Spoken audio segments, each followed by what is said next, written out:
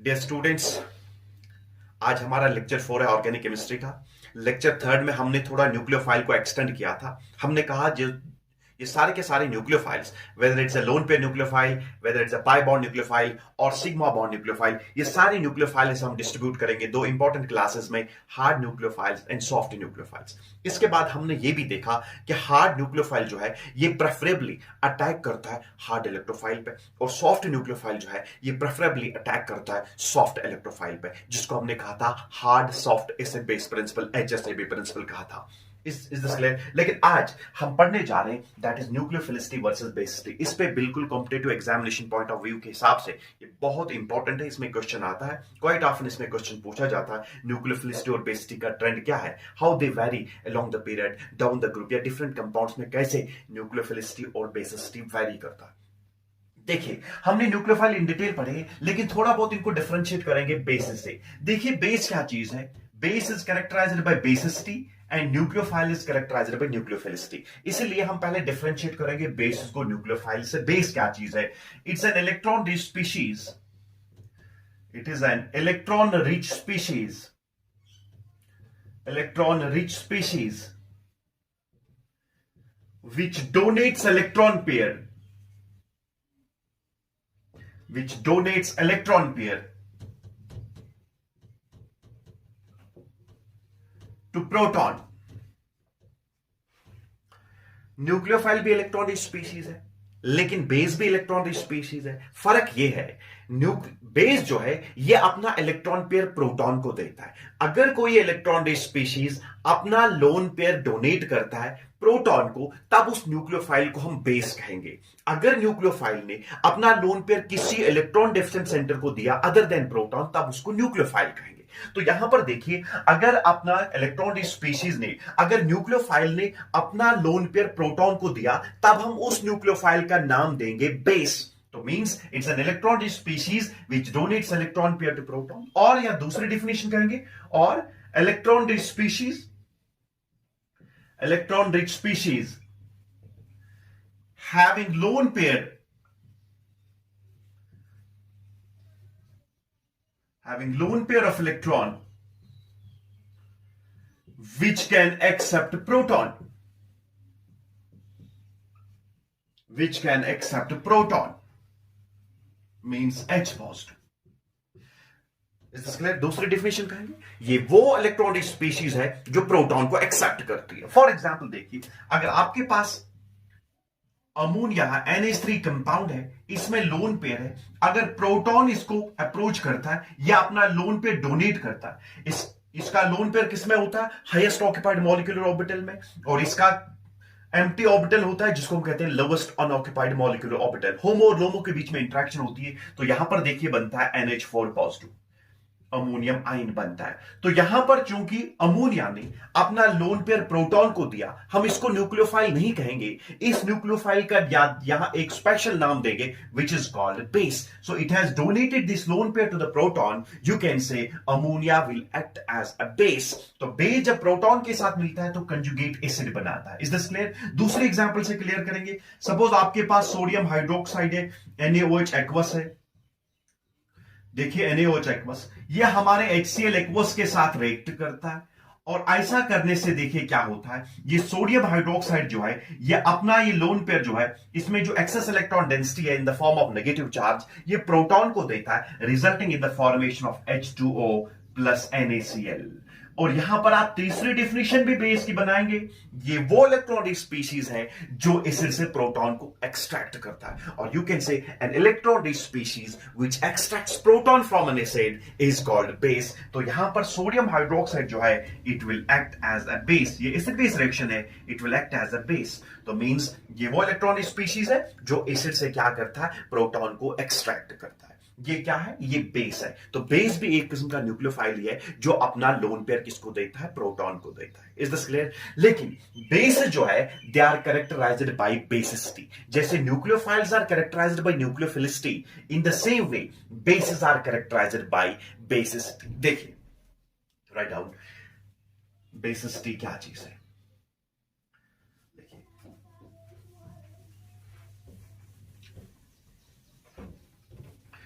Basis are characterized by basicity. देखिए basicity क्या चीज है,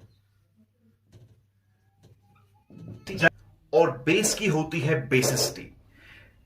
बेसिसिटी को हम आसान लफ्जों में ऐसे समझाएंगे, the ability of a base, the ability of a base, the ability of a base to accept proton, to accept proton means H positive.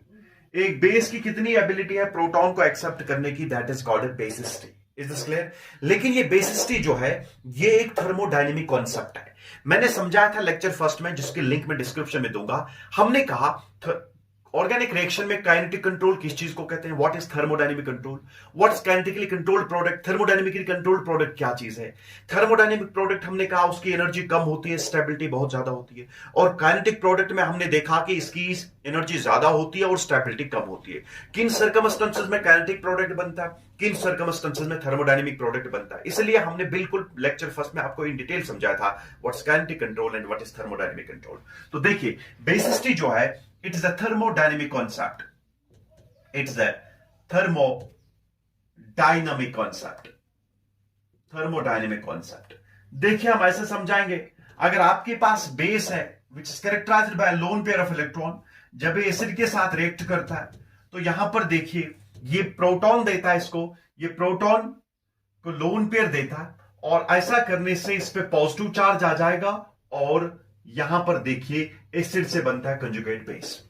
Base जब प्रोटॉन को एक्सेप्ट करता है तो कंजुगेट एसिड बनाता है, एसिड जब प्रोटॉन को loose करता है तो कंजुगेट बेस बनाता है। दोस acid base pairs which differ by a proton, they are called conjugate acid base pairs। देखिए ये बेस है, ये इसका कंजुगेट एसिड है, और ये देखिए ये एसिड है और ये इसका कंजुगेट बेस है। These are called conjugate acid base pairs। So conjugate acid base pairs they differ by proton, they differ by proton। तो यहां देखिए हमारे पास ये बेसिसिटी को कैसे हम डिटरमाइन करेंगे। It is determined by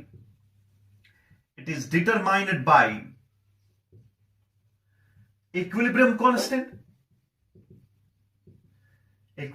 constant, और यहां पर इसको कहेंगे और basicity constant.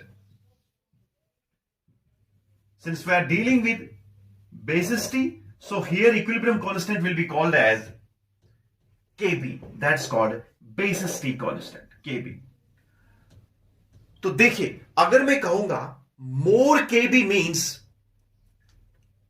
base has a strong tendency to accept proton, or you can say equilibrium shifts considerably towards right। So you can say more Kb means अगर basicity constant इस reaction का ज्यादा है, so more Kb means equilibrium favors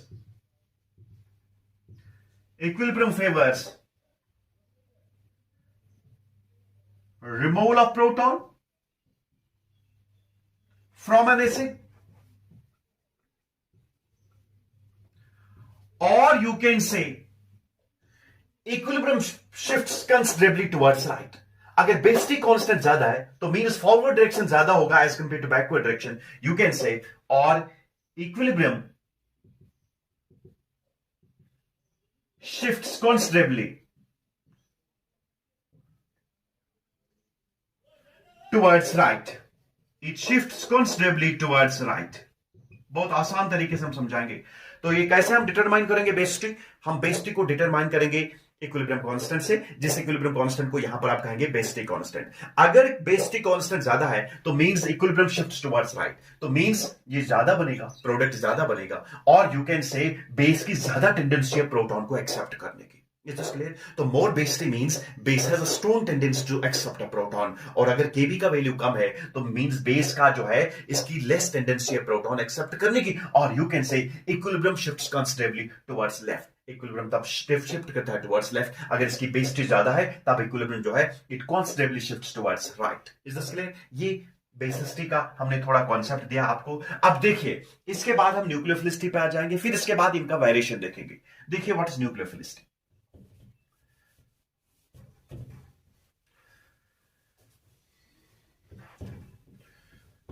जैसे base की होती है basicity और न्यूक्लियोफाइल की होती है न्यूक्लियोफिलिसिटी। लेकिन यहां पर देखिए हम न्यूक्लियोफाइल को थोड़ा रिकैप करेंगे।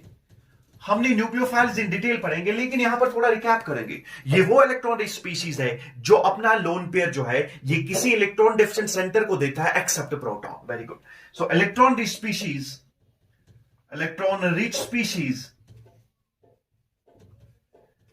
which donates electron pair to any electron deficient center except H positive। ये कोई भी इलेक्ट्रॉन डेफिशिएंट सेंटर होगा। ये electron deficient centre positively charge centre हो सकता है या न्यूट्रल सेंटर हो सकता है। जैसे फॉर एग्जांपल एक न्यूक्लियोफाइल है, ये न्यूक्लियोफाइल जो है सपोज नेगेटिवली चार्ज न्यूक्लियोफाइल है, यह हमारे इस इलेक्ट्रोफिलिक सेंटर पे अटैक करता है, पॉजिटिवली चार्ज कार्बोकैटायन पे अटैक करता है। तो देखिए यहां पर resulting in the formation of a product. और ये न्यूक्लियोफाइल जो है ये न्यूट्रल सेंटर पे भी अटैक कर सकता है, लेकिन इस न्यूट्रल सेंटर के साथ कोई लीविंग ग्रुप होना चाहिए। हम समझाएंगे आगे लीविंग ग्रुप क्या है, क्या क्या फीचर्स होनी चाहिए लीविंग ग्रुप में, हम समझाएंगे इन डिटेल। तो यहां देखिए न्यूक्लियोफाइल जब इस पर अटैक करता है ये लीविंग ग्रुप भाग जाता है, तो ये यहां चार्ज सेंटर पर अटैक करेगा या न्यूट्रल सेंटर पर अटैक कर सकता है। तो न्यूक्लियोफाइल हम उस इलेक्ट्रॉन स्पीशीज को कहेंगे जो अपना इलेक्ट्रॉन पेयर किसी इलेक्ट्रॉन डेफिशिएंट सेंटर को देता है लेकिन accept proton. Is this clear? जैसे फॉर एग्जांपल अमोनिया है, NH3 की हम एग्जांपल लेंगे। NH3 जब प्रोटॉन को देता था तब इसको बेस कहेंगे, लेकिन अगर इसके साथ BF3 बोरॉन ट्राइफ्लोराइड हम लेंगे, इसमें एम्प्टी p ऑर्बिटल होता है, ये अपना इलेक्ट्रॉन पेयर इस बोरॉन को देता है, तो resulting in the formation of this compound BF3। Is this clear? तो यहां पर ये जो है this NH3 has acted as a nucleophile because it has donated its electron pair to an electron deficient center except proton। Is this clear? तो देखिए nucleophile जो है it is characterized by nucleophilicity। Nucleophilicity means tendency of a nucleophile to donate electron pair to any electron deficient center except proton। कितनी tendency है इसमें electron pair donate करने की, that's called a nucleophilicity, right? तो देखिए अब nucleophile जो है it is characterized by nucleophilicity। So nucleophile जो है it is characterized by nucleophilicity। Nucleophilicity means tendency of a nucleophile to donate electron pair to any electron deficient center except proton। हम ऐसा समझाएंगे, tendency of a nucleophile to donate electron pair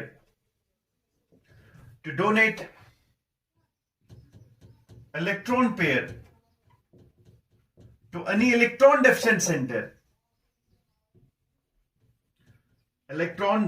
center except H positive। इसकी कितनी tendency electron pair donate करने की, that's called nucleophilicity. मैंने कहा nucleophile जो है ये हमेशा अपने आप को स्टेबलाइज करने की कोशिश करते हैं। They are least bothered about the stability of the product. इसलिए इन्हें जो भी पॉजिटिवली चार्ज सेंटर या इलेक्ट्रॉन डेफिशिएंट सेंटर मिलता है ये इस पर अटैक करते हैं। They do not bother about the stability of the product, whether the product will be stable और अनस्टेबल। ये ज्यादा they are more reactive less selective, while as bases जो है they are less reactive but more selective। ये हमेशा thermodynamically stable product बनाते हैं। तो यहां देखिए यहां पर क्या होता है, ये न्यूक्लियोफिलिसिटी जो है इट अ काइनेटिक कॉन्सेप्ट। वो क्या था, वो था थर्मोडायनेमिक कॉन्सेप्ट। वहां पर थर्मोडायनेमिकली स्टेबल प्रोडक्ट बनता है। लेकिन जब भी हम न्यूक्लियोफाइल्स की बात करेंगे, न्यूक्लियोफाइल जो है न्यूक्लियोफिलिसिटी जो है it's a kinetic concept. Kinetic concept means it will be determined by the rate of the reaction, means how fast they will react with the electrophiles. So it is determined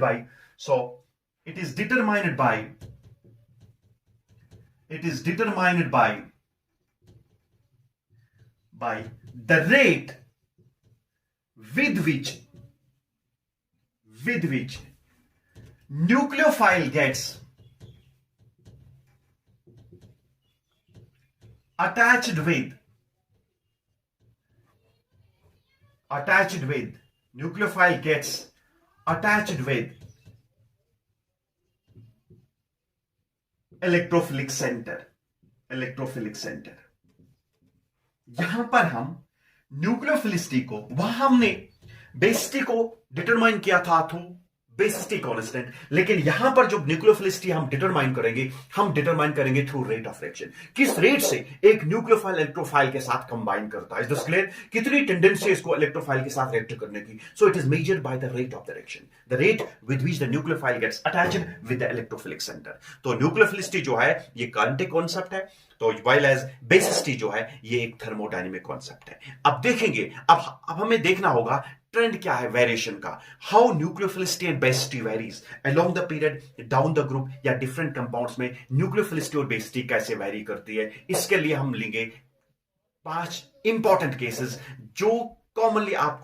जिसमें commonly आपको question पूछा जाएगा। तो देखिए लेंगे हम case first. Now let's take trend in the variation of nucleophilicity and basicity.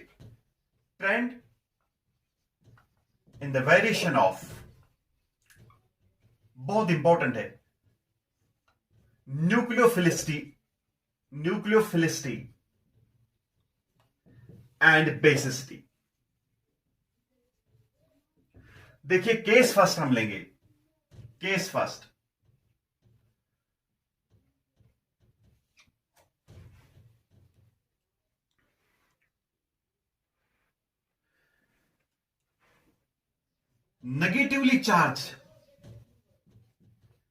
negatively charged nucleophiles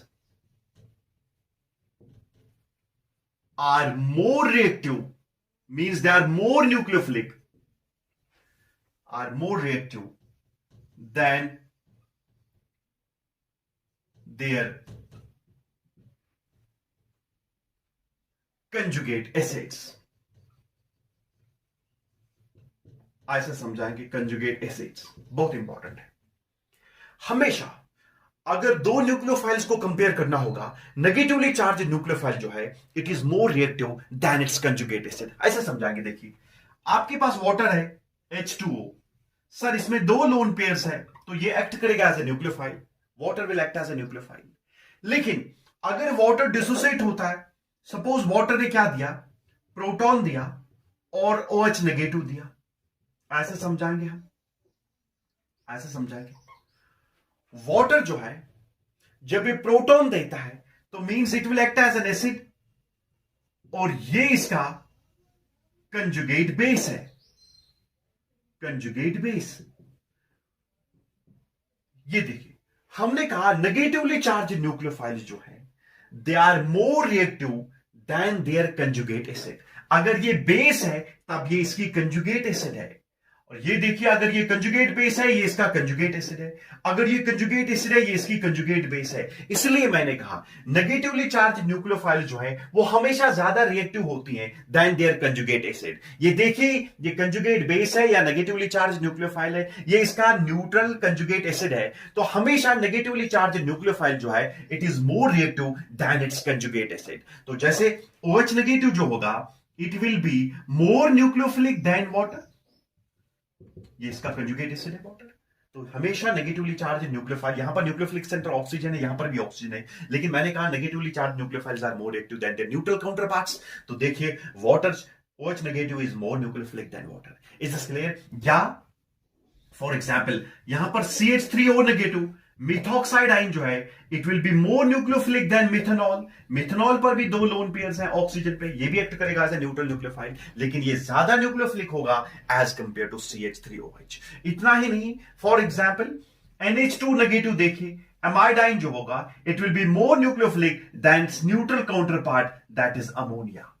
इतना ही नहीं, फॉर एग्जांपल ये देखिए फिनॉक्साइड आयन जो है फिनॉल से बनता है O negative, it will be more nucleophilic than this phenol OH। Phenol पे देखिए यहां पर भी 2 लोन पेयर्स है ऑक्सीजन पे, और यू कैन से इतना ही नहीं CH3COO नेगेटिव जिसको आप कहते हैं एसिटेट आयन जो है it will be more nucleophilic than acetic acid CH3COOH। यहां पर देखिए ये भी न्यूक्लियोफाइल है, इसमें भी 2 लोन पेयर्स है देखिए, और ये भी न्यूक्लियोफाइल है, लेकिन ये ज्यादा न्यूक्लियोफिलिक होगा एज कंपेयर टू दिस। और यू कैन से जैसे फॉर्मिक एसिड है HCOOH जो है, फॉर्मेट आइन जो है, it will be more nucleophilic than formic acid.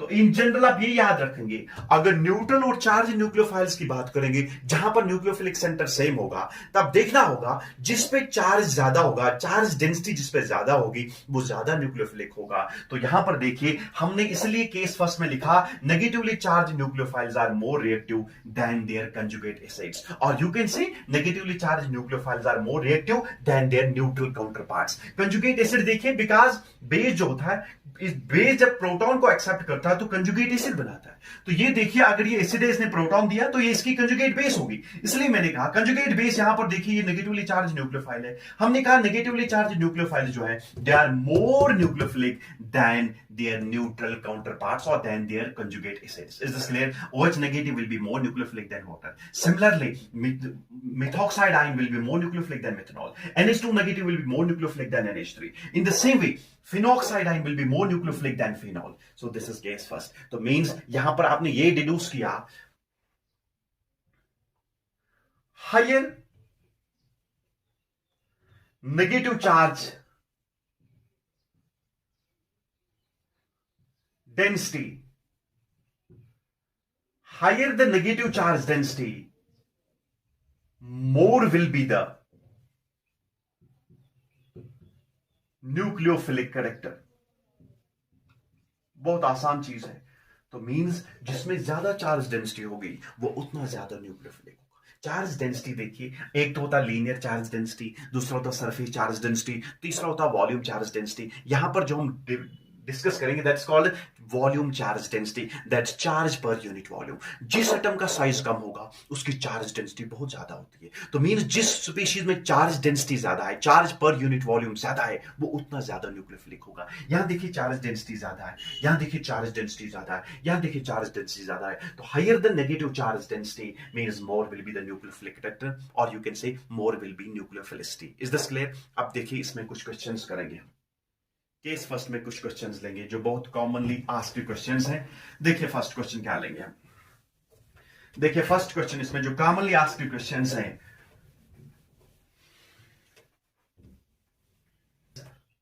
CH3O negative और आपके पास फिनॉक्साइड आइन है, फिनॉक्साइड आइन, और आपके पास एसीटेट आइन है CH3CO नेगेटिव। इन तीन में से बताना होगा कौन ज्यादा न्यूक्लियोफिलिक होगा।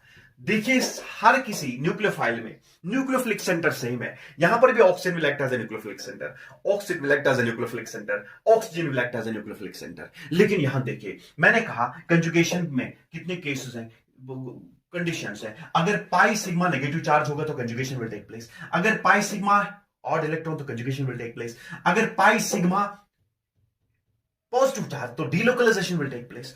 और यहां देखिए अब तीन कंपाउंड्स हैं, CH3O negative, C6H5O negative, CH3CO negative. State आइन है, फिनॉक्साइड आइन है, और हमारे पास मेथॉक्साइड आइन है। इन तीन आइन्स की न्यूक्लियोफिलिसिटी हमें कंपेयर करनी होगी।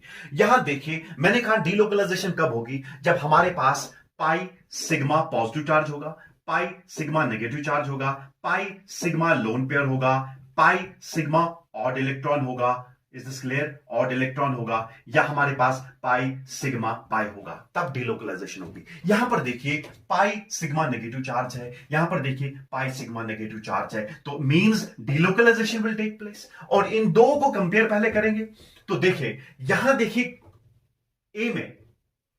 ए में जो है alkyl groups are electron donating, they are characterized by plus I effect, they donate sigma electron density towards this more electronegative oxygen atom, या अपनी सिग्मा इलेक्ट्रॉन डेंसिटी को पुश करते हैं। एज अ रिजल्ट यहां पर ऑक्सीजन पे already negative charge है, ये फर्दर इसको रीइंफोर्स कर रहा है। तो मींस यहां पर नेगेटिव चार्ज किस पे फोकस करेगा, किस पे कंसंट्रेट करेगा, ऑक्सीजन पे। तो ऑक्सीजन पे electron negative electron charge density बहुत ज्यादा बनती है। एज अ रिजल्ट की जल्दी जल्दी रेडिली इलेक्ट्रॉन पेयर को देता है, अपनी इस चार्ज को न्यूट्रलाइज करने के लिए इलेक्ट्रोफाइल पर अटैक करता है। तो मींस इन तीन ऑप्शंस में सबसे बेहतरीन ऑप्शन होगा, तो means A will be more nucleophilic. अब कंपेयर करना होगा बी और सी के बीच में। देखिए बी में यहां पर भी डीलोकलाइजेशन है और यहां पर भी डीलोकलाइजेशन है, लेकिन अब देखना होगा कि किसमें ज्यादा नेगेटिव चार्ज कॉन्सेंट्रेट करता है ऑक्सीजन पे, क्या इस पे ज्यादा कॉन्सेंट्रेट करता है या इस पे कॉन्सेंट्रेट करता है, ये हम ऐसे समझाएंगे। देखिए जब हम इस फिनॉक्साइड आयन की बात करेंगे, फिनॉक्साइड आयन जो है ये रेजोनेंस स्टेबलाइज्ड है, ये नेगेटिव चार्ज यहां पर डीलोकलाइज करता है, पाई बॉन्ड ब्रेक होता है, तो देखिए resulting in the formation of this resonating structure. So this negative charge over here on the carbon, और इसके बाद देखिए ये पाई बॉन्ड और ये पाई बॉन्ड, और दूसरा रेजोनेटिंग स्ट्रक्चर देखिए कैसे बनेगा, ये नेगेटिव चार्ज यहां पर आ जाएगा, ये पाई बॉन्ड क्लीव करता है, तो resulting in the generation of negative charge like this. So this will B pi bond, now this will B negative charge और इसके बाद पाई बॉन्ड।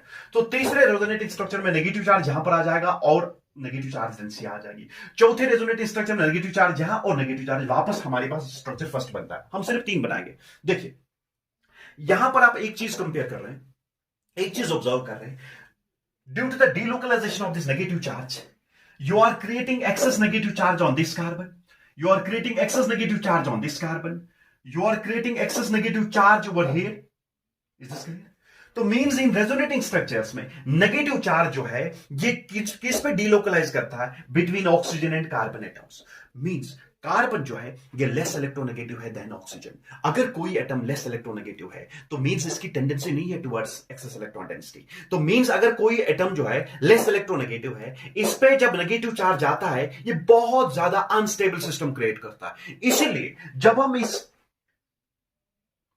एनाइन की बात करेंगे, फिनॉक्साइड आयन की बात करेंगे, इन रेजोनेटिंग स्ट्रक्चर्स का overall contribution towards resonance hybrid will be less because they are characterized by negative charge over on less electronegative carbon atom.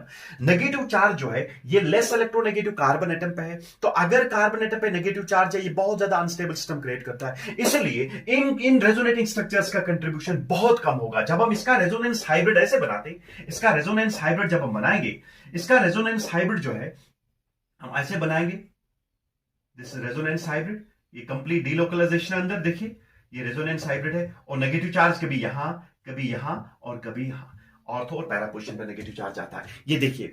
तो हमने कहा जब हम रेजोनेंस हाइब्रिड बनाएंगे, इस रेजोनेंस हाइब्रिड में इन रेजोनेटिंग स्ट्रक्चर्स का कंट्रीब्यूशन बहुत कम होगा, तो means they will contribute less towards resonance hybrid because here negative charge resides on the carbon. इसलिए more preferably ये negative charge क्या करता है, ये ऑक्सीजन पे ही कॉन्सेंट्रेट करता है, ज्यादा देर तक ऑक्सीजन पे ही कॉन्सेंट्रेट करता है, बिकॉज जितनी देर तक ये ऑक्सीजन पे कॉन्सेंट्रेट करता है मॉलिक्यूल की स्टेबिलिटी बढ़ जाती है, because oxygen is more electronegative, ये नेगेटिव चार्ज को बियर कर सकता है। Is this clear? लेकिन जब हम स्टेट आयन की बात करेंगे, देखिए स्टेट आयन की जब हम बात करेंगे, CH3COOH, CH3 O नेगेटिव, यहां देखिए यहां पर पाई सिग्मा नेगेटिव चार्ज, यहां पर भी डीलोकलाइजेशन होगा, तो resulting in the formation of this equivalent resonating structure. तो देखिए यहां पर बिल्कुल स्ट्रक्चर फर्स्ट और सेकंड सेम है, these are called equivalent resonating structures. हमेशा जब इक्विवेलेंट रेजोनेटिंग स्ट्रक्चर बनते हैं they contribute equally towards resonance hybrid. जब हम इस मॉलिक्यूल का रेजोनेंस हाइब्रिड बनाएंगे, इस एनाइन का रेजोनेंस हाइब्रिड बनाएंगे, वहां पर जितना कंट्रीब्यूट ये करता है टुवर्ड्स रेजोनेंस हाइब्रिड उतना ही कंट्रीब्यूट ये भी करता है, और यू कैन से this negative charge will fluctuate between these two oxygen atoms. यहां पर नेगेटिव चार्ज थोड़ा बहुत स्लाइटली इसने कंसंट्रेट किया था ऑक्सीजन पे, लेकिन यहां पर देखिए कभी यहां पर कभी यहां पर, तो means it's not available for donation. That is why estate ion की न्यूक्लियोफिलिसिटी हमेशा कम होती है देन फिनॉक्साइड आयन। याद रखिए, तो यहां पर ऑर्डर क्या आ जाएगा, so order will be A will be more nucleophilic than B will be more nucleophilic than C. It's very very important. यहां पर जब फिनॉक्साइड आयन और एस्टेट आयन की बात करेंगे, एस्टेट आयन में इक्विवेलेंट रेजोनेटिंग स्ट्रक्चर बनते हैं। Equivalent resonating structure means they will contribute equally towards resonance hybrid. 50%, तो मींस प्रोबेबिलिटी 50%, नेगेटिव चार्ज की प्रोबेबिलिटी 50% इस ऑक्सीजन पे, 50% इस पे।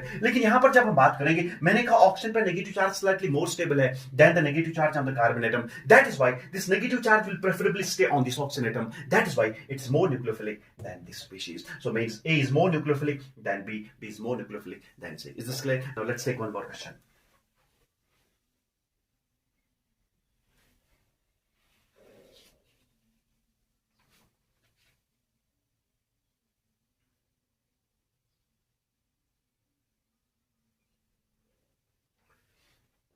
देखिए हम पढ़ रहे हैं trend in variation of nucleophilicity and basicity. अगर आपके पास दो कंपाउंड्स हैं, एक है आपके पास हाइड्रोजीन हाइड्रोजीन और दूसरा आपके पास अमोनिया, बताइए सबसे ज्यादा न्यूक्लियोफिलिक कौन होगा, which is characterised by more nucleophilicity. तो देखिए यहां पर आपने पढ़ा होगा वेस्पर थ्योरी में, लोन पेयर रिपल्शन जो होता है, it's very very severe as compared to lone pair bond pair repulsion, which is more severe than bond pair repulsion. Lone pair क्या है, lone pair सिर्फ एक एटम पे कॉन्सेंट्रेट करता है, it's not in between the two atoms, that's why सिर्फ एक nucleus hold करता है इनको, ये बिल्कुल क्या होता है, एक्सपैंडेड फॉर्म में होते हैं। That is why lone pair repulsion ज्यादा होता है as compare to lone pair bond pair, as compare to bond pair repulsion. यहां देखिए दो लोन पेयर्स के बीच में रिपल्शन हो रहा है, ये दोनों के दोनों लोन पेयर्स भाग जाएंगे, तो ये डोनेशन के लिए इजिली अवेलेबल है। So they are easily available for donation because ये आपस में रिपल करते हैं, ये जल्दी जल्दी इलेक्ट्रोफाइल जहां पर भी आता है ये इनको अटैक करता है। So that is why यहां पर जब लोन पे रिपल्शन की बारी आती है तब हम कहेंगे this hydrazine is more nucleophilic than ammonia due to which phenomena, due to lone pair repulsions between these two electron pairs। या हमारे पास ऐसे हाइड्रोजन पेरोक्साइड की बात करेंगे, यहां पर भी देखिए हाइड्रोजन पेरोक्साइड जो है it will be more nucleophilic than water, because यहां पर हाइड्रोजन पेरोक्साइड में दो लोन पेयर्स के बीच में लोन पेयर रिपल्शन होता है, ये आपस में भाग जाते हैं, इसलिए अगर इर्द गिर्द में कोई इलेक्ट्रोफाइल होता है ये अटैक करते हैं इस पे। That's why this hydrogen peroxide is more nucleophilic than water.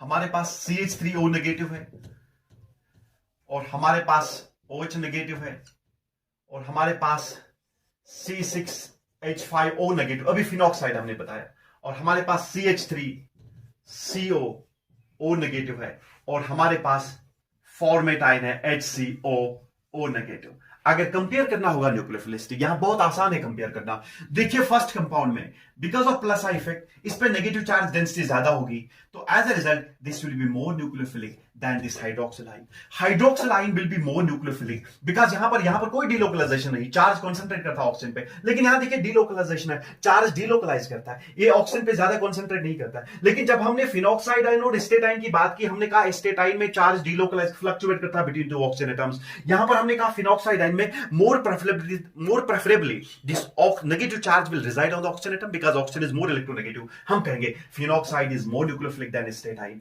लेकिन स्टेट क्यों ज्यादा है फॉर्मेट आयन से, बिकॉज यहां देखिए फॉर्मेट में देखिए कोई इलेक्ट्रॉन डोनेटिंग ग्रुप नहीं है, यहां पर थोड़ा इलेक्ट्रॉन डोनेटिंग ग्रुप है, ये इस पे इलेक्ट्रॉन डेंसिटी इंक्रीज करता है, ये इन टर्न इस पे इलेक्ट्रॉन डेंसिटी इंक्रीज करेगा, तो means overall electron density increase हो जाएगी, तो it will be comparatively more nucleophilic than this. So order will be this will be more nucleophilic, OH negative will be more than phenoxide ion, than stateine, than formate ion. Is this clear? Now let's take case second देखिए क्या है case second।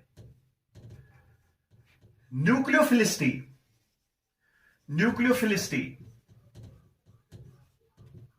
as well as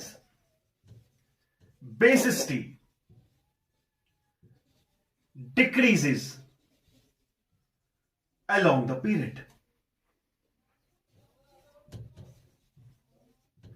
अगर हम along the period जाएंगे, दोनों nucleophilicity और basicity decrease करता, समझाएंगे क्यों। देखिए फॉर एग्जाम्पल हमारे पास CH3 नेगेटिव कार्बन आयन है, हमारे पास NH2 नेगेटिव है, हमारे पास OH नेगेटिव है, हमारे पास F नेगेटिव है, हम along the period जा रहे हैं।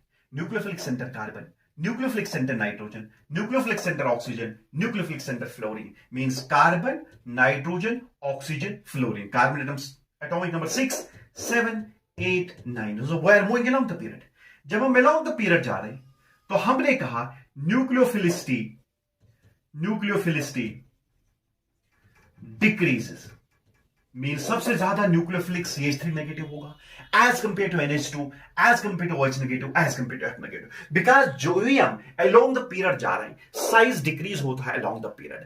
जिस एटम का साइज कम होगा तो मींस उसकी इलेक्ट्रोनेगेटिविटी ज्यादा होगी, अगर किसी एटम की इलेक्ट्रोनेगेटिविटी ज्यादा है तो मींस ये अपना लोन पेयर इजिली डोनेट नहीं कर पाता है। दैट इज वाई क्योंकि along the period जब हम जा रहे हैं size decreases, nucleophilicity depends upon the size, जितना साइज कम होगा उतनी न्यूक्लियोफिलिसिटी कम होगी, because more less size means more electronegative. Nucleophilicity is inversely related to electronegativity.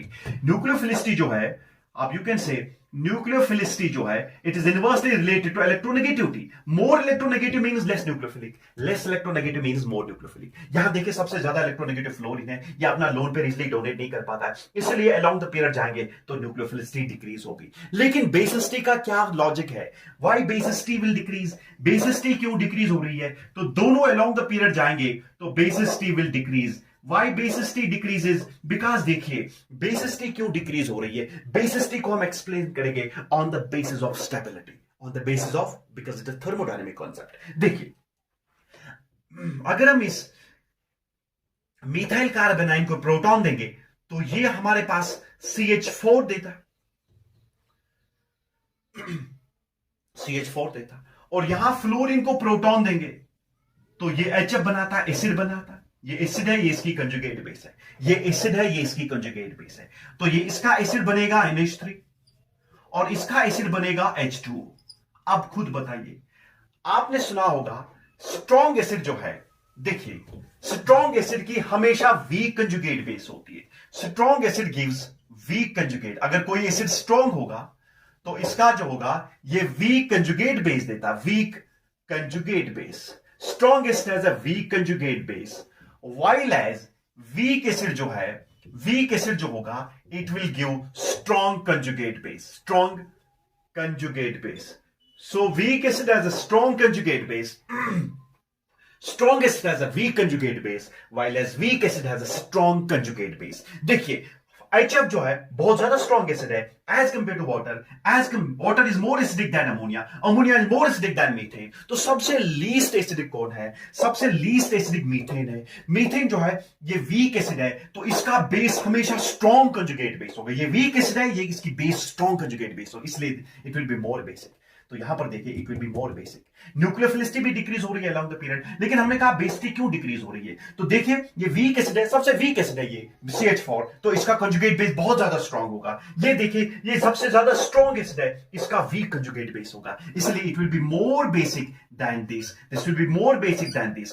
और nucleophilic क्यों है, because nucleophilicity will depend upon electronegativity, so it will be more nucleophilic than this will be more nucleophilic than OH will be more nucleophilic than F negative. तो हमने basicity on the base of stability बताया, तो basicity को हमने explain किया on the base of stability.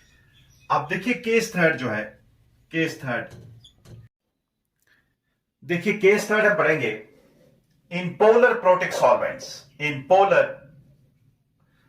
protic solvents. जब हम polar protic solvents की बात करेंगे, nucleophilicity increases down the group, increases down the group, while as basicity decreases down the group. याद रखिए, जब हम पोलर प्रोटिक सॉल्वेंट्स की बात करेंगे, यहां पर न्यूक्लियोफिलिसिटी एंड बेसिसिटी जो है दे show antagonistic trend. Nucleophilicity increase हो रही है जबकि बेसिसिटी डिक्रीज हो रही है. देखिए समझाएंगे, पहले बताएंगे पोलर प्रोटिक सॉल्वेंट क्या है. पोलर प्रोटिक सॉल्वेंट जो है ये वो सॉल्वेंट्स है विच आर कैरेक्टराइज्ड बाय, इनमें या तो OH बॉन्ड होगा, ऑक्सीजन के साथ हाइड्रोजन अटैच होगा, या नाइट्रोजन के साथ हाइड्रोजन अटैच होगा, या फ्लोरीन के साथ हाइड्रोजन अटैच होगा. ऐसे सॉल्वेंट्स जिनमें हाइड्रोजन ऑक्सीजन के साथ अटैच है, हाइड्रोजन नाइट्रोजन के साथ अटैच है, या हाइड्रोजन फ्लोरीन के साथ अटैच है, they are called polar protic solvents. और ऐसे सॉल्वेंट जो है they undergo hydrogen bonding, they undergo hydrogen bonding. इनमें इंट्रामॉलिक्यूलर नहीं intermolecular within the molecules associated रहते हैं. यहां पर solvent molecules they remain associated in the form of hydrogen bond, तो which is called intermolecular hydrogen bonding. दो different molecules के बीच में अगर हाइड्रोजन बॉन्ड बनता है, तो दो मॉलिक्यूल्स के बीच में अगर हाइड्रोजन बॉन्ड बनता है, इसको कहते हैं इंटरमॉलिक्यूलर. कभी एक ही मॉलिक्यूल में हाइड्रोजन बॉन्डिंग होती है जिसे कहते हैं इंट्रामॉलिक्यूलर हाइड्रोजन बॉन्डिंग. आगे समझाएंगे हाइड्रोजन बॉन्डिंग में. तो देखिए दे अंडरगो हाइड्रोजन बॉन्डिंग. ऐसे सॉल्वेंट्स का नाम है पोलर प्रोटिक सॉल्वेंट्स. देखिए एग्जांपल्स देंगे हम. एग्जांपल्स देखिए, हमारे पास वाटर है, वाटर देखिए फर्स्ट कंडीशन फुलफिल करता है, हाइड्रोजन ऑक्सीजन के साथ अटैच है और आपस में वाटर मॉलिक्यूल्स एसोसिएटेड रहती है थ्रू हाइड्रोजन बॉन्ड. या हमारे पास देखिए पोलर प्रोटिक सॉल्वेंट्स में हमारे पास क्या है, मेथनॉल. देखिए मेथनॉल भी पोलर प्रोटिक सॉल्वेंट है. या हमारे पास देखिए या CH3COH, ये भी पोलर प्रोटिक सॉल्वेंट है, या हमारे पास HCOH फॉर्मिक एसिड, ये भी पोलर प्रोटिक सॉल्वेंट है, या हमारे पास hydrogen fluoride etcetera, these are all polar protic solvent. तो पोलर प्रोटिक सॉल्वेंट्स में आपस में हाइड्रोजन बॉन्डिंग होती है और ये किसी दूसरे आयन के साथ, दूसरे मॉलिक्यूल के साथ भी हाइड्रोजन बॉन्ड बना सकते हैं। तो देखिए, जब हम पोलर प्रोटिक सॉल्वेंट्स की बात करते हैं तो यहां पर न्यूक्लियोफिलिसिटी इंक्रीज हो रही है डाउन द ग्रुप, जबकि बेसिसिटी जो है वो डिक्रीज होती है डाउन द ग्रुप। देखिए, हम ऐसे समझाएंगे, हम एग्जाम्पल से इसको क्लियर करेंगे। फॉर एग्जाम्पल, अगर हम F नेगेटिव की बात करेंगे, Cl नेगेटिव की बात करेंगे, Br नेगेटिव की बात करेंगे और आयोडाइड आयन की बात करेंगे। यहां देखिए, हम डाउन द ग्रुप जा रहे हैं। आपको पता है, जब हम डाउन द ग्रुप जा रहे हैं, साइज, एटॉमिक वॉल्यूम जिसको आप कहते हैं, वो इंक्रीज हो रहा है। Size of the ion will increase, size of the atom will increase. अगर एटॉमिक साइज इंक्रीज हो रहा है, देखिए चार्ज डेंसिटी जो है, ये चार्ज डेंसिटी जो होती है, usually it is charge by volume, charge by volume. तो आपके पास देखिए तीन चार्ज डेंसिटीज है। एक तो लीनियर चार्ज डेंसिटी होती है, चार्ज पर यूनिट लेंथ, यहां surface charge density, charge per unit area, या वॉल्यूम चार्ज डेंसिटी जिसको कहते हैं चार्ज पर यूनिट वॉल्यूम। हम केमिस्ट्री में यूजुअली हम वॉल्यूम चार्ज डेंसिटी पे ही फोकस करेंगे। देखिए, चार्ज पर यूनिट वॉल्यूम। देखिए, जब आप डाउन द ग्रुप जाएंगे, size, volume of the species, volume of the atom या volume of the ion will increase. Down the group जाने से साइज इंक्रीज हो रहा है तो चार्ज डेंसिटी विल डिक्रीज। तो सबसे कम, यहां देखिए यूनिट नेगेटिव चार्ज है, unit negative charge, unit negative charge, unit negative charge, सबसे कम चार्ज डेंसिटी इस पे होगी और सबसे ज्यादा चार्ज डेंसिटी इस पे होगी। इसलिए जब हम इस F नेगेटिव को किसी पोलर प्रोटिक सॉल्वेंट में डालेंगे, सपोज हमारे पास वाटर है, water is a polar protic solvent. Water में देखिए charge separation, partial charge separation है। यहां oxygen is more electronegative than hydrogen. ये सिग्मा बॉन्ड स्लाइटली शिफ्ट करता है towards oxygen, resulting in the creation of a slight del negative charge over oxygen and del positive charge over hydrogen. तो ये polar, ये देखिए dipole बन गया, यहां पर चार्ज सेपरेशन हो गया। और यहां पर देखिए ये पॉजिटिवली चार्ज सेंटर हमारे इस फ्लोरीन के नेगेटिव आयन के साथ इंटरेक्ट करता है। जितनी ज्यादा चार्ज होगी इन आयन्स पे, उतना ज्यादा आयन डाइपोल इंटरेक्शन होगा। तो मेरे जो ही F नेगेटिव किसी पोलर प्रोटिक सॉल्वेंट में होता है, ये हमेशा वाटर मॉलिक्यूल जो होते हैं, पोलर प्रोटिक सॉल्वेंट जो है, ये इसके साथ एसोसिएटेड रहता है। तो means it is heavily associated. तो ये जिसको आप कहते हैं सॉल्वेशन। तो मीन जितनी चार्ज डेंसिटी साइन पे होगी, बहुत ज्यादा सॉल्वेंट मॉलिक्यूल्स इसको सराउंड कर रहे हैं। तो सराउंड करने से क्या होता है, इसकी बहुत ज्यादा एक्सेस ऑफ सॉल्वेशन होती है, मींस सॉल्वेशन होती है। It's surrounded by solvent molecules. अगर सॉल्वेंट मॉलिक्यूल्स इसको सराउंड कर रहे हैं तो हमारा न्यूक्लियोफाइल जो है ये हिंडर्ड न्यूक्लियोफाइल है। Now it's a hindered nucleophile, hindered because now it's not available. तो ये इलेक्ट्रोफाइल को अप्रोच नहीं कर पाता है बिकॉज इसका साइज बढ़ जाता है, ये सॉल्वेटेड होता है। सॉल्वेटेड की वजह से ये इलेक्ट्रोफाइल को अप्रोच नहीं कर पाता है। अगर ये इलेक्ट्रोफाइल को अप्रोच नहीं कर पाता तो ये कम न्यूक्लियोफिलिक होगा, तो मींस इसकी कम टेंडेंसी होगी इलेक्ट्रॉन पे डोनेट करने की, because it is heavily hydrated और you can say it is heavily solvated. तो इसकी सॉल्वेशन, एक्सेस सॉल्वेशन होती है, साइज बढ़ता है, तो ये इलेक्ट्रोफाइल को अप्रोच नहीं कर पाता है। बिकॉज जितनी ज्यादा चार्ज डेंसिटी होगी उतना ज्यादा हमारे पोलर प्रोटिक सॉल्वेंट के साथ ही इंटरेक्ट करेगा, तो इतना ज्यादा हेवीली हाइड्रेशन होगी या हेवीली सॉल्वेशन होगी। तो एज अ रिजल्ट ये कम न्यूक्लियोफिलिक होगा। तो देखिए इसकी चार्ज डेंसिटी कम है तो ये कम इंटरेक्ट करेगा, तो means this will be less nucleophilic. तो इसलिए हमने कहा fluorine will be less nucleophilic than chlorine, chlorine will be less nucleophilic than bromine, bromine will be less nucleophilic than iodine because iodide ion. Why iodide is more nucleophilic? Because इसका size बहुत ज्यादा है, volume ज्यादा है, charge density कम है। अगर charge density कम है, ये हमारे पोलर प्रोटिक सॉल्वेंट के साथ उतना इंटरेक्ट नहीं कर पाता है, दैट इज व्हाई ये नेकेड रहता है, नॉट हिंडर्ड, तो ये इजिली इलेक्ट्रोफाइल को अटैक करता है। इसके बाद देखिए, लेकिन जब हम बेसिसिटी की बात करेंगे, देखिए जब बेसिसिटी की बात करेंगे, यहां पर जब बेसिसिटी का ट्रेंड हम देखेंगे, बेसिसिटी में देखिए, बेसिसिटी में तो ये न्यूक्लियोफिलिसिटी का ऑर्डर है, no nucleophilicity will increase down the group. लेकिन बेसिसिटी जो होती है, बेसिसिटी में जब हम बेसिसिटी का ट्रेंड देखेंगे, हम कहते हैं F negative is more than Cl negative than Br negative than I negative. ये तो बेसिसिटी हम देखेंगे, बेसिसिटी का ट्रेंड है। तो बेसिसिटी जो है ये डाउन द ग्रुप डिक्रीज हो रही है। क्यों डिक्रीज हो रही है? मैंने कहा बेसिसिटी को हम एक्सप्लेन करेंगे on the basis of the stability of conjugate base. Is this clear? देखिए अगर हम ये इसका एसिड बनाएंगे, इसको प्रोटॉन देंगे तो HF बनेगा, हाइड्रोजन फ्लोराइड। इसको प्रोटॉन देंगे तो HCl बनेगा, और इसको प्रोटॉन देंगे तो HBr हाइड्रोजन ब्रोमाइड बनेगा, इसको प्रोटॉन देंगे हाइड्रोजन आयोडाइड बनेगा। याद रखिए, आपको पता होगा जितना बॉन्ड लेंथ ज्यादा होता है उतना एसिडिक स्ट्रेंथ बहुत ज्यादा होता है। सबसे वीक बॉन्ड किसमें होगा? HI में, बिकॉज यहां बॉन्ड लेंथ ज्यादा होती है। Acidic strength is directly proportional to bond length. More the bond length, more will be the acidic strength. Bond बहुत बड़ा है, ये weak bond है, ये जल्दी जल्दी प्रोटॉन देता है, means it will be a strong acid. अगर ये स्ट्रॉन्ग एसिड होगा, मैंने कहा स्ट्रॉन्ग एसिड जो होता है ये हमेशा, स्ट्रॉन्ग एसिड जो है ये हमेशा वीक कंजुगेट बेस देता है, वीक कंजुगेट बेस। और जबकि वीक एसिड जो होता है ये हमेशा स्ट्रॉन्ग कंजुगेट बेस देता है। सबसे स्ट्रॉन्ग एसिड हाइड्रोजन आयोडाइड है, तो इसकी कंजुगेट बेस बहुत वीक होगी, वीक कंजुगेट बेस। सबसे वीक एसिड HF है, बिकॉज बॉन्ड बहुत ज्यादा स्ट्रॉन्ग है, बॉन्ड बहुत ज्यादा स्ट्रॉन्ग है, ये प्रोटॉन जल्दी जल्दी नहीं देता है, तो means it's a weak acid, और इसका कंजुगेट बेस जो होगा ये बहुत स्ट्रॉन्ग कंजुगेट बेस होता है। बिकॉज वीक एसिड जो होता है ये स्ट्रॉन्ग कंजुगेट बेस देता है, so it will be a strong conjugate base. तो अगर कंजुगेट बेस स्ट्रॉन्ग है तो मींस इसकी बेसिसिटी ज्यादा है। F negative will be more basic than Cl negative, than Br negative, than I negative. Is this clear? Now let's take case 4। हम लेंगे case 4। In polar aprotic solvents, in polar aprotic solvents, nucleophilicity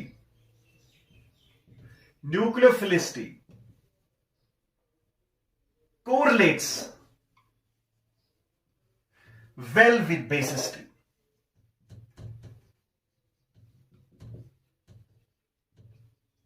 and both decrease down the group, and both decrease down the group। बहुत important चीज है। देखिए, अगर polar protic solvents की बात करेंगे वहां टर्न डिफरेंट है, लेकिन जब आप पोलर एप्रोटिक सॉल्वेंट्स की बात करेंगे, nucleophilicity runs parallel with basicity. Nucleophilicity भी डिक्रीज हो रही है डाउन द ग्रुप और बेसिसिटी भी डिक्रीज कर रही है डाउन द ग्रुप। समझाइए पोलर एप्रोटिक सॉल्वेंट क्या है? पोलर एप्रोटिक सॉल्वेंट जो है they are polar solvents, but यहां पर they are divide of OH, NH और FH बॉन्ड्स। जिन सॉल्वेंट्स में हाइड्रोजन के साथ, नाइट्रोजन के साथ हाइड्रोजन अटैच नहीं है, या ऑक्सीजन के साथ हाइड्रोजन अटैच नहीं है, या फ्लोरीन के साथ हाइड्रोजन अटैच नहीं है, they are called polar aprotic solvents. For example यहां देखिए, हम कॉमन एग्जांपल लेंगे, एसीटोन की बात करेंगे, CH3 C डबल बॉन्ड और CH3। देखिए एसीटोन में क्या है, ये डेल पॉजिटिव है, ये डेल नेगेटिव है, बिकॉज चार्ज सेपरेशन है कार्बोनिल ग्रुप में, ये पोलर है, लेकिन कोई ऑक्सीजन के साथ कोई हाइड्रोजन अटैच नहीं, इसको कहेंगे पोलर एप्रोटिक सॉल्वेंट। या हमारे पास देखिए डाइमिथाइल NN डाइमिथाइल फॉर्मेमाइड जो है, NN डाइमिथाइल फॉर्मेमाइड जिसको आप कहते हैं N, it is dimethyl फॉर्मेमाइड।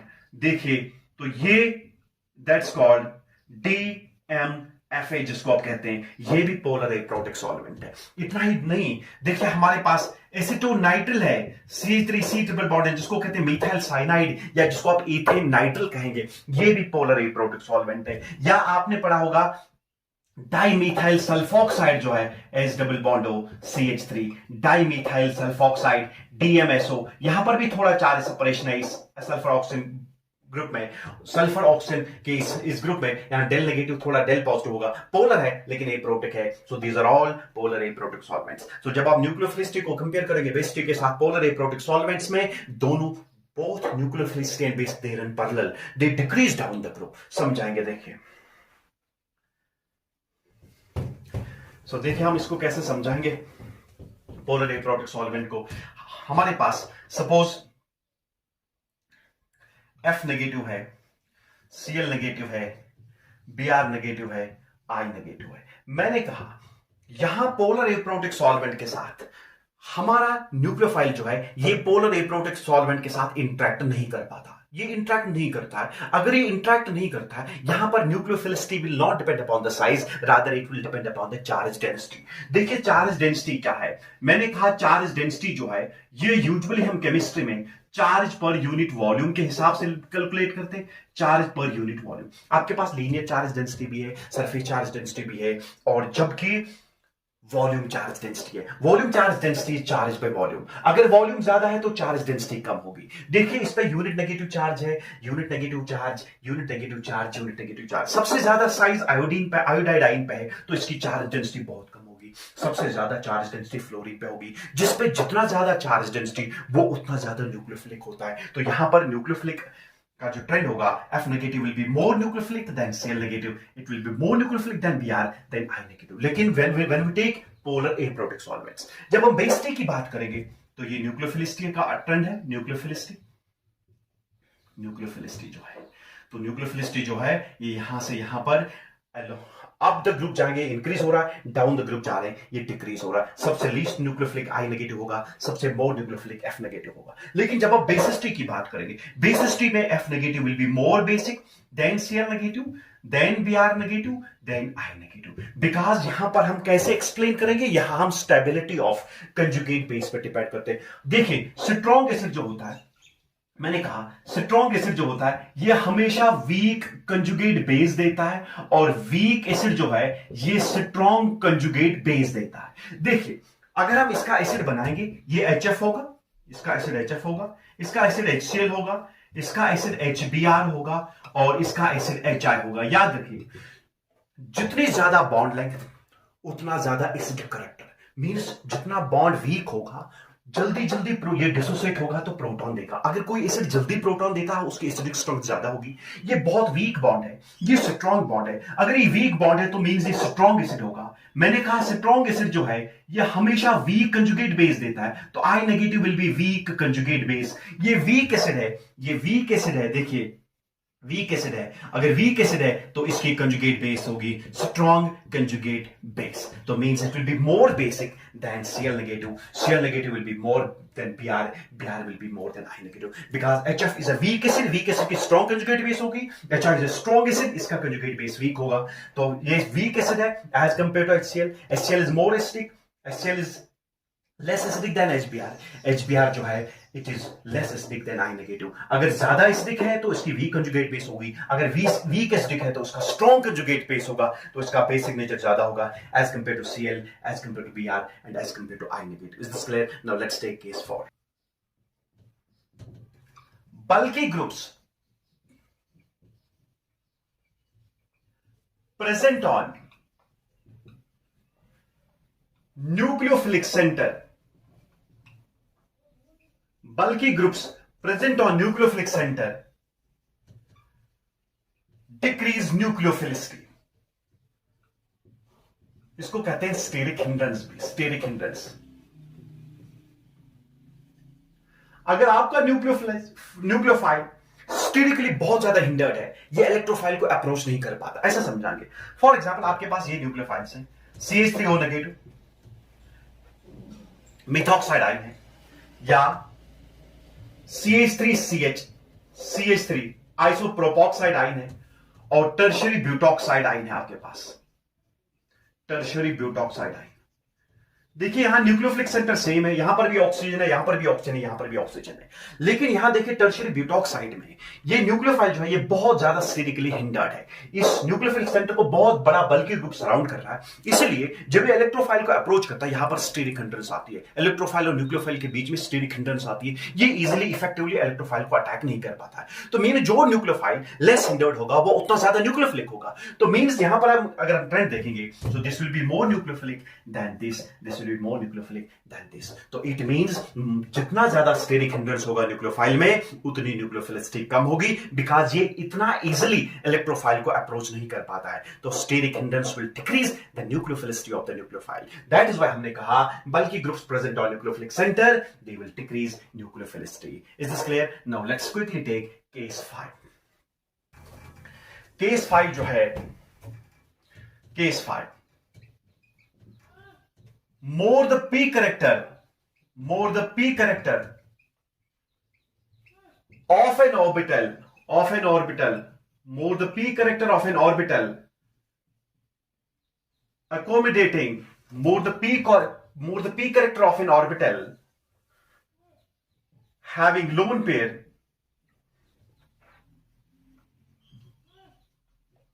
more will be nucleophilic character, याद रखिए, मोर विल बी न्यूक्लियोफिलिक कैरेक्टर। यहां पर देखिए पी कैरेक्टर जिसमें ज्यादा होगा, जिस ऑर्बिटल का पी कैरेक्टर ज्यादा होगा, जिसमें लोन पेयर होगा, उस ऑर्बिटल का न्यूक्लियोफिलिक कैरेक्टर ज्यादा होगा, उस न्यूक्लियोफाइल की न्यूक्लियोफिलिसिटी ज्यादा होगी। हम ऐसे समझाएंगे न्यूक्लियोफिलिक कैरेक्टर, ऐसे समझाएंगे CnH2, दूसरा है C डबल बॉन्ड NH, तीसरा है C triple bond N। Is this clear? यहां पर देखिए न्यूक्लियोफिलिक सेंटर नाइट्रोजन है, यहां पर देखिए न्यूक्लियोफिलिक सेंटर नाइट्रोजन है और न्यूक्लियोफिलिक सेंटर नाइट्रोजन है। मैंने कहा जितना पी कैरेक्टर ऑर्बिटल का ज्यादा होगा उतना ज्यादा न्यूक्लियोफिलिक कैरेक्टर होगा। देखिए यहां पर कौन सी हाइब्रिडाइजेशन है नाइट्रोजन की। देखिए जब हम हाइब्रिडाइजेशन कैलकुलेट करेंगे, हम Z का वैल्यू लेते हैं number of sigma bonds plus lone pairs, number of sigma bonds plus number of lone pairs. यहां देखिए सिग्मा बॉन्ड्स कितने हैं, एक और दो हाइड्रोजन मींस दो सिग्मा बॉन्ड, तीन और लोन पेयर एक है। So it is number of lone pairs will be 3 + 1 that is equal to 4। अगर Z का वैल्यू देखिए 2 है तो मींस sp हाइब्रिडाइजेशन, अगर Z का वैल्यू 3 है तो मींस sp2 हाइब्रिडाइजेशन, अगर Z का वैल्यू 4 है तो sp3 हाइब्रिडाइजेशन, अगर 5 है तो sp3d हाइब्रिडाइजेशन, अगर 6 है sp3d2 हाइब्रिडाइजेशन और अगर 7 है sp3d3 हाइब्रिडाइजेशन। आपने बॉन्डिंग में पढ़ा होगा। तो देखिए Z का value means number of sigma bonds plus number of lone pairs. यहां देखिए सिग्मा बॉन्ड यहां हाइड्रोजन के साथ दो, ऐसे बनाएंगे हम इसको। यहां देखिए एक हाइड्रोजन यहां से, दूसरा हाइड्रोजन यहां से, मींस 3 सिग्मा बॉन्ड और एक लोन पेयर मींस 4। जब Z का वैल्यू 4 है तो देखिए 3p और 1s हाइब्रिडाइज होता है तो 4 ऑर्बिटल बनेगी, तो मींस यहां पर हाइब्रिडाइजेशन होगी sp3। तो यहां देखिए यहां पर जो नाइट्रोजन का हाइब्रिडाइजेशन होगा जिसमें लोन पेयर है, it will be sp3 hybridized. तो यहां पर p character, percentage p character कितना होगा, that will be 75%। Is this clear? तो परसेंटेज पी कैरेक्टर कितना होगा, 75%। यहां देखिए एक सिग्मा बॉन्ड यहां, दूसरा यहां और लोन पेयर यहां। Z का वैल्यू है 3 तो मींस यहां पर नाइट्रोजन की हाइब्रिडाइजेशन होगी sp2 और यहां पर पी कैरेक्टर कितना होगा, that will B 66.6%। P character 66.6% होगा। और यहां देखिए एक सिग्मा बॉन्ड और एक लोन पेयर, Z का वैल्यू है 2 तो हाइब्रिडाइजेशन विल बी sp और यहां पर जो P character, percentage p character होगा दैट विल बी 50%। मैंने कहा जितना ज्यादा पी कैरेक्टर उतना ज्यादा न्यूक्लियोफिलिक कैरेक्टर। तो यहां देखिए सबसे ज्यादा न्यूक्लियोफिलिक ये होगा, इसके बाद ये न्यूक्लियोफिलिक होगा और इसके बाद ये न्यूक्लियोफिलिक होगा। मेरे जो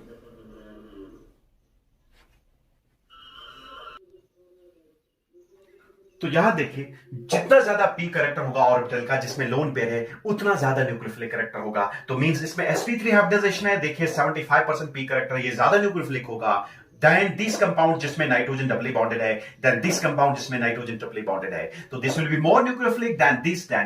इसको दूसरे एग्जांपल से हम क्लियर करेंगे। देखिए अगर आपके पास दो इंपॉर्टेंट कंपाउंड्स है, देखिए आपके पास सपोज आपके पास पायरिडीन है, पायरिडीन देखिए हेटेरोसाइक्लिक कंपाउंड आपके पास पायरिडीन है और दूसरा पाइपरिडीन है। देखिए यहां पर देखिए यहां पर भी लोन पेयर है, यहां पर भी लोन पेयर है। अब देखना होगा कौन ज्यादा न्यूक्लियोफिलिक होगा। यहां देखिए 1 sigma bond, second sigma bond है, लोन पेयर। Z का वैल्यू है 3 तो मींस sp2 हाइब्रिडाइजेशन, तो P कितना होगा, P होगा 66.6%। और यहां देखिए 1 2 3 और 4 3 सिग्मा बॉन्ड, एक lone pair, Z is equal to 4 तो मींस sp3 हाइब्रिडाइजेशन होगा, तो P कितना होगा 75%। अगर P का कैरेक्टर ज्यादा होगा sir this will be more nucleophilic than this, और you can say pyridine is less nucleophilic than piperidine. Is this clear? So अगर इन दो कंपाउंड्स की न्यूक्लियोफिलिसिटी कंपेयर करेंगे ये ज्यादा न्यूक्लियोफिलिक होगा as compared to this because यहाँ P कैरेक्टर 75% है, यहाँ P कैरेक्टर 66% है। जितना ज्यादा P कैरेक्टर उतना ज्यादा न्यूक्लियोफिलिक कैरेक्टर भी होता है, उतनी ज्यादा न्यूक्लियोफिलिसिटी होती है।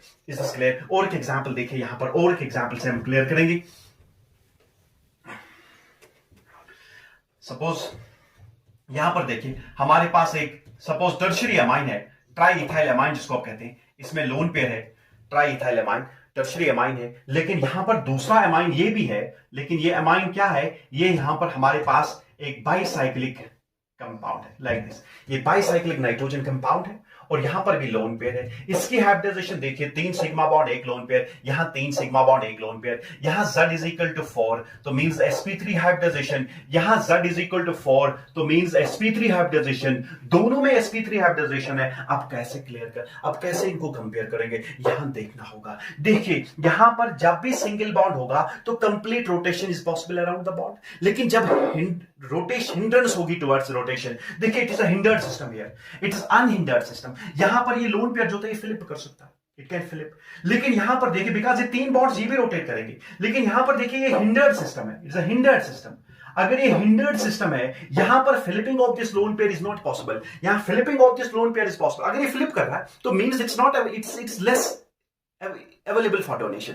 अगर ये एक ही जगह कॉन्सेंट्रेट करता है, फ्लिपिंग नहीं हो रही है, तो डोनेशन के लिए इजिली अवेलेबल, इलेक्ट्रोफाइल जल्दी अप्रोच करता है, ये अटैक करता है इलेक्ट्रोफाइल पे। यहां देखिए ये फ्लिप कर रहा है, ये फ्लिप नहीं कर रहा है, तो मींस ये हिंडर्ड सिस्टम है, ये अनहिंडर्ड सिस्टम है। हालांकि हाइब्रिडाइजेशन sp3 है, यहां पर भी sp3 है, तो यहां पर this will be more nucleophilic because यहां पर फ्लिपिंग नहीं हो रही है लोन पेयर की, यहां पर फ्लिपिंग हो रही है लोन पेयर की, तो आप कहेंगे this will be less nucleophilic than this system. Is this clear? तो मींस अगर हाइब्रिडाइजेशन सेम होगा तब आपने देखना होगा, अगर हिंडर्ड सिस्टम है, अगर लोन पेयर की फ्लिपिंग नहीं हो रही है, तब वो क्या हो रहा है, वो ज्यादा न्यूक्लियोफिलिक होगा than the compound which is characterized by the flipping of the lone pair. So this will be less nucleophilic than this compound. Is this clear? Now we will stop here, and in our next lecture we'll be discussing about leaving group and the characteristics of leaving group. Thank you very much.